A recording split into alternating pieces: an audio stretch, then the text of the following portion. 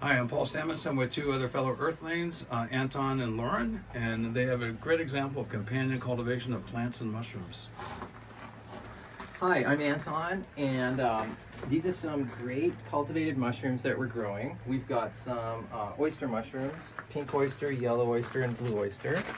We've got some beautiful looking shiitakes, lion's mane and reishi.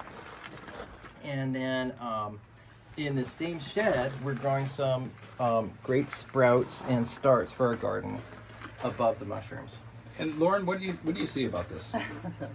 Well, I see a great setup, a great companion setup, and specifically we're growing for chefs, so we are culinary farmers. So we're growing specific types of mushroom that the kitchen can't really buy the proper size at that they're wanting to use anywhere else from any other vendor. So we can actually determine the size of the oysters that we're cutting and the shiitakes that we're cutting and the microgreens that we're cutting.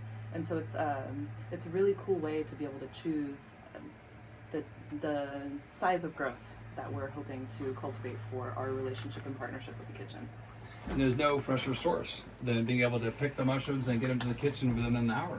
No fresher source. Yeah, absolutely. Thank you.